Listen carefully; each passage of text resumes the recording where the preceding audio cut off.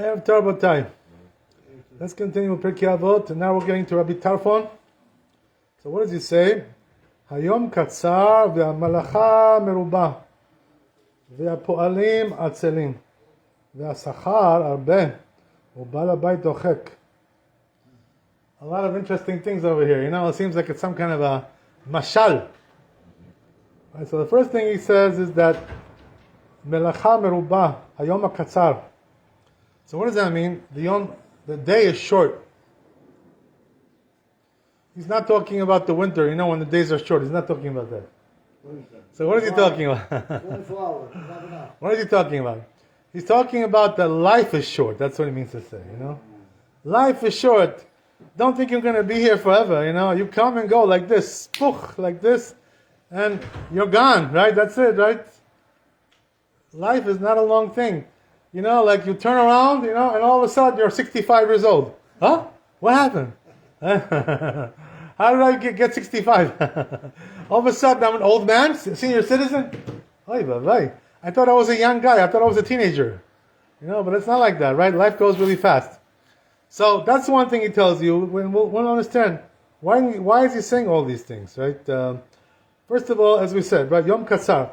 Melacha merubah. And there's a lot of work to do. The day is short, but there's a lot of melacha. There's a lot of work. So what's the mashal here? What is he talking about? Life is short, but there's a lot to do. What does that mean? There's a lot to do in mitzvot, Torah and mitzvot. There's a lot to do. So you better do it, you know. Don't wait, you know. Don't get lazy. Because if you do, right, you're not going to be able to do everything you need to do. All the tikkunim you have to make, you're not going to be able to make the tikkunim. So therefore it tells you, right, melacha merubah. Remember, life is short, and there's a lot of work to do. That means you got a lot of tikkunim, mitzvot to do. You got a lot of Torah to learn. That's what he's trying to tell you. So what does that mean? Hurry it up, you know, and don't be lazy, you know. Don't think, I'll wait a little bit, you know. I'll wait 5 years, 10 years. Then we'll see what happens, you know. Maybe then I'll start then. What do you mean then? What then? You know? There's a lot of work to do. You got to start now. If you don't start now, it's going to be too late. You're not going to be able to accomplish all the melacha. That's the mashal here, right? Okay, great. So then he goes on. Rabbi Tarfon. Ve'apo'alim atzelim. Then he brings this one, right? So what does this mean? The workers are lazy, right? So who are the workers? That's us, you know. We don't really work so hard. Sometimes, you know, we take too much rest.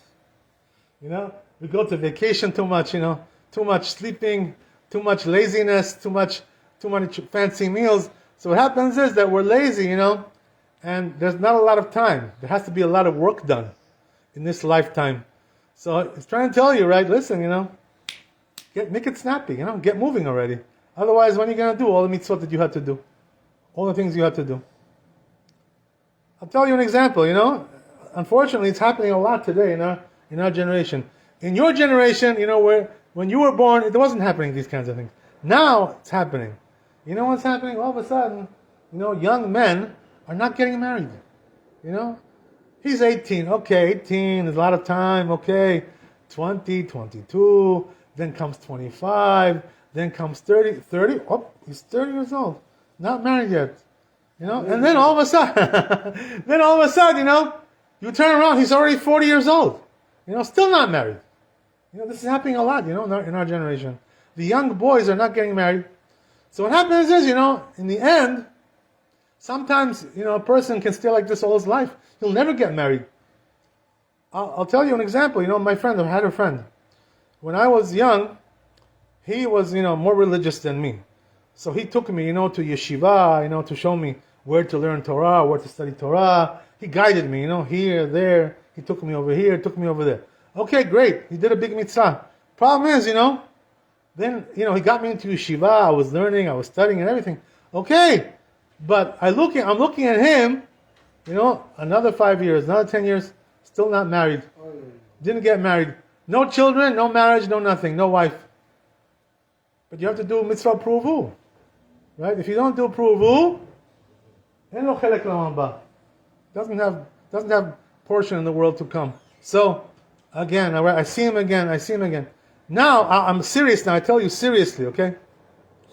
When I came back to New York, he called me up. He contacted me, or I called him, whatever it was, I don't remember. Anyway, I told him, I said, no, my friend, did you get married already? No, still no. Ay, ay, ay, ay. And he's older than me, so he's already like past 60. You know what I mean? Older than me, like 4 years. Can you imagine? 60 plus, never got married, never had children, and he's a rabbi. He's like a, Talmid Chacham a little bit.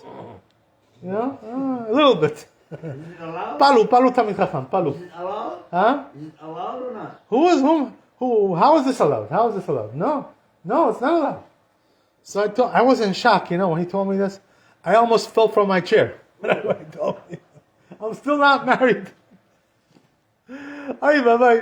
So I told him, I have to tell you, when I heard this, I was very harsh with him, I spoke some hard words with him.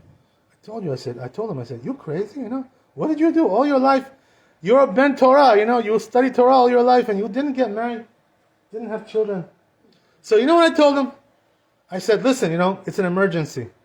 I'm going to get you a girl, I'm going to bring you somebody. I'm going to get you a shidduch. So I had a friend, who was a friend of mine, nice lady. I called her up. I said, you want to meet my friend? She says, yeah, okay, give me, let him call me up. So I call him back, I tell him, I said, here's her number, call her up. Never called her. Never called. What's going on over here? I don't know. Don't know what to tell you. I don't know. There's a lot of reasons, There's always excuses, yeah, this was that. Never got married. And still not married, until this day. I tell him, I said, you know what it says in the Zohar Kadosh? I told him, person who doesn't get married, kafakela, he gets thrown around all over the place. He has no place to rest in Olam Haba. You know how bad it is for a person who never got married, never had children? How bad that is? But the truth is, this is happening to a lot of people in our time. A lot of young boys, are not getting married. They're just like going along in life, never getting married. There's another one I know also, few of them I know. But this one shocks me the most. You know why? Because he's a Ben Torah. Ben Torah doesn't get married. I don't understand such a thing as this. What kind of thing is that? I don't know. Whatever. So that's the thing, that's what they're telling you over here. Listen, the time is short, do the mitzvot already, do this, do that, have children, get married, learn Torah, do tzedakah, do all these mitzvot which are crucial, keep Shabbat, do everything. If you don't, one day you're going to be so old, you're not going to be able to move your body anymore, no energy. Who knows if he's going to be 70 years old, and then he's going to do teshuvah. He's going to say, okay, now I'll get married. Yeah, but he can have children at 70, Vapros, right? I don't know what to tell you. Big vapros, right? I don't know if he can have children. I don't know what's going on. Whatever it is, Hashem should help. But anyway, right? That's the thing. That's what he's trying to tell you over here, Be quick, because there's a lot of work to do and life is short. So get moving. That's the whole thing, right? Okay, great. Let's move on a little bit. Then it tells you the sachar merubeh. Oh. So now he tells you another thing, right? Try to encourage you a little bit. The reward is great. If you go and do the mitzvot, and you do the tikkun that you have to do, Hashem is going to give you a big reward. Like we said yesterday, right? For sure He'll give you. He's Ne'eman, right? El Melech Ne'eman. He'll give you the reward. You can rely on it. You can bank on it, right? But, He's going to give you. Yeah, of course, there's a lot of... So, meaning what? Speed it up and do tikkunim. Do mitzvot. Because there's a lot of reward. You're going to miss the reward. Chaval, you're going to miss that? Chaval. That's the thing, right? That's what we tell you. And then, what else? Balabait dochek. That's the last one that he says, right? You know what this means? Balabait dochek. That means the boss is pushing, In other words, he's like watching the clock, Hey, no, come on. Get moving, Do your mitzvot. Let's go. He's watching you, HaKadosh Baruch Hu. And he's waiting for you, to do the mitzvot that you have to do. Chaval, you don't want to do? You don't want to do teshuvah and stop all your crazy things that you do? All the averot? You don't want to do teshuvah on these things? Chaval. You got to do teshuvah, right? Whatever you're doing wrong. So that's the thing, that all these things, that's what we're talking about over here. So he's trying to describe to you, in a mashal, how the life is, That's the way life is, So speed it up and make it snappy. Get going already. Stop waiting around, being lazy, looking at the ceiling, and this kind of thing. Who's gonna do it for you? You gotta do it for yourself. That's what he's saying. Okay, very good. So in other words, that gives us a perspective that we have to, do a timetable, and do everything on time. Not to wait. Okay, great. Let's move on. Yeah. הוא היה אומר, לא עליך המלאכה לגמור, ולא אתה רשאי להיבטל ממנה. So the two things he tells you, right? Number one is, when you start to do, the avodah of Hashem, Torah and Mitzvot, right? That's the avodah of Hashem, avodat Hashem. So remember one thing, Hashem is not giving you a grade by seeing how fast you go, how quick you are. No, as long as you're working, and you keep going, right? Doesn't mean that you have to be really, really fast, the fastest runner, the fastest sprinter. No, the thing is, you keep on working, right? Hashem rewards you for your effort, not for your outcome, the outcome of your effort. So you know what that means, right? Some people, they don't get a lot done, they're slow. You know what I mean? They're not so quick, they're not so zariz. So a person, who's zarizim makdimim, right? They do everything fast, and that's good. But not everybody's like that. Some people are a little bit slow.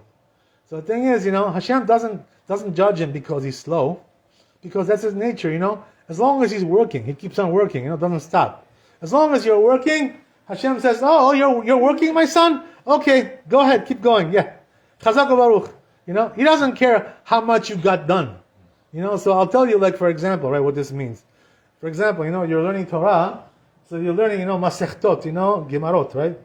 So you know what it is, I'll tell you guys something funny. I don't know if you know this, right? But the Balei Teshuvah, who go to yeshiva, they're Choser LeTeshuvah, right? We have a lot of people in the community like that, young boys. They were Choser LeTeshuvah. So what happens is, some of them go to yeshivot, right? They go to yeshiva, and over there, they start learning Gemara, So the Rabbi over there, right, teaching them everyday Gemara. How much do they get done? How many pages are they learning? Sometimes they're doing 2 lines a day. These people, these boys. Why? Because they don't have the ability to go fast, They need to go slow. It takes them a long time to understand the Gemara. It takes them a long time, So because of that, they're slow. But Hashem doesn't judge him, how many pages did you learn? How many masechtot did you finish? He doesn't judge him. He judges him how much effort you made, For you, the effort was to learn 2 lines, so he judges you according to that. That's your effort. So everybody has a different speed, different level of work, industriousness. That's the way it is, He's not so zariz.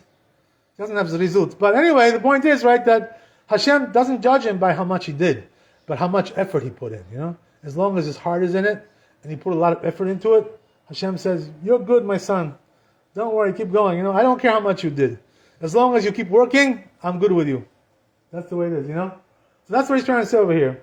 Right? On the other hand, right, you don't have the right to be batel from the melacha. So what does that mean? Just because you're not so quick and you're not so zariz, doesn't mean you can just stop and say, you know what, I don't want to do this anymore. I give up. That's it. It's too much for me. Too complicated. These books, are too heavy for me.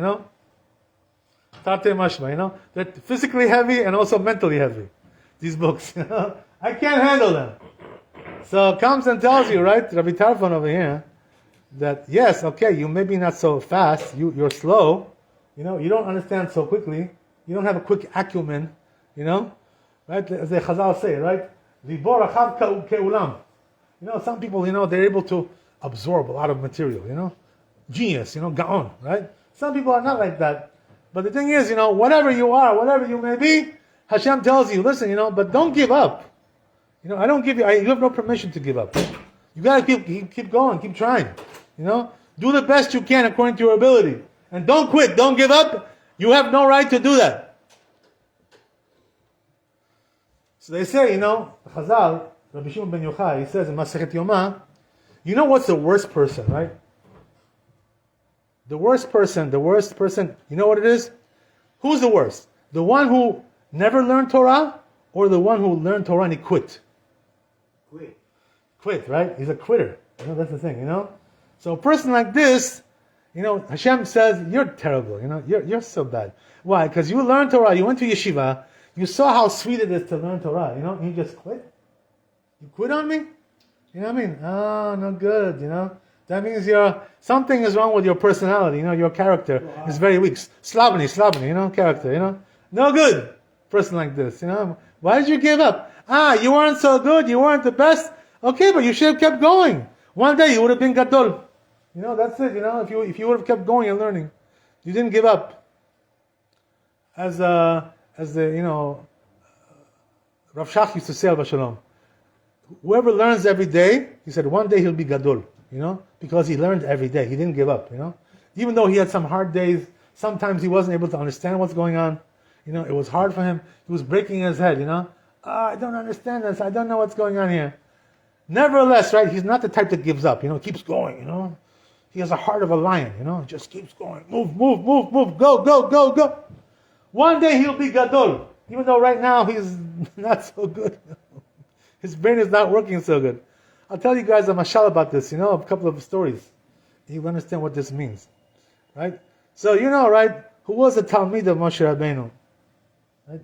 Yoshua bin Nun, right? He was the one who took the Malchut after him. The leadership. Yoshua bin Nun was a Gaon? This is the question, right? He was Gaon? So the Chazal say, no, he was not. He was a very poor student, So what does that mean?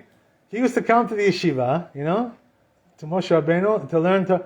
Nothing went in, nothing goes in there. Okay, that's the way he was. Yoshua bin Nun, can you imagine? So what did he say? Listen what he said. He said, I don't understand nothing over here, Yoshua bin Nun. But he says, you know what I'll do? I'll help, the people to learn Torah. I'll, arrange the chairs, table, I'll arrange. I'll help with the arrangement. So what happened was that every day he would come in, and arrange the chairs and tables, set everything up. This is what he would do, Eventually, the Torah started to go inside of him, Eventually. It took a time.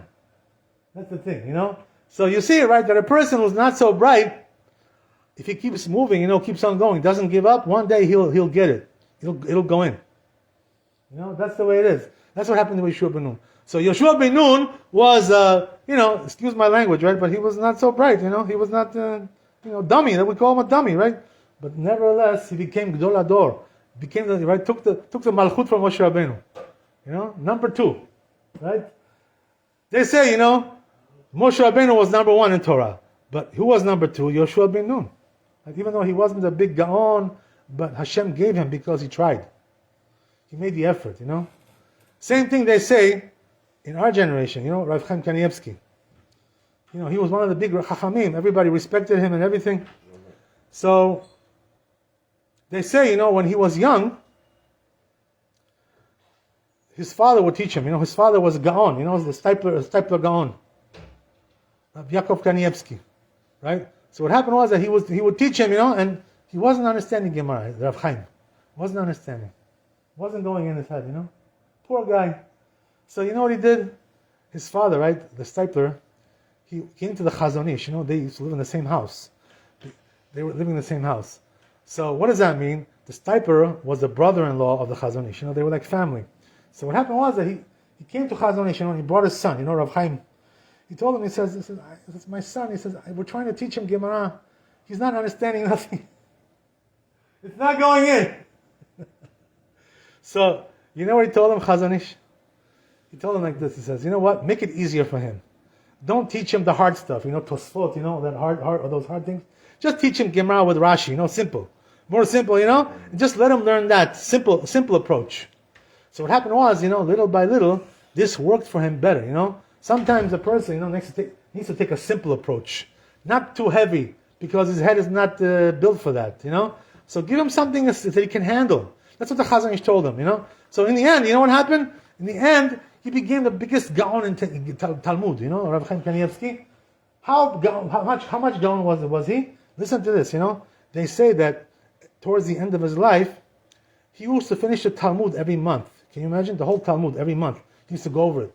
Okay, so he started with difficulty, but in the end, he mastered it. So how is that? Because, as we said, right, when you make the effort and you keep on going and you don't give up, because you have no right to give up with Torah and Mitzvot. You have to keep going no matter what. Even though it's not going for you. Doesn't matter. Do something, keep at it. ברוך ה' לעולם, אמן אמן. רבי חנן שאומר, רצה לקדוש ברוך הוא לזכות ישראל, לפי חלפי בא להם תורה ומצוות שנאמר אדוני חפץ, למען צדקו יגדיל תורה וידיר.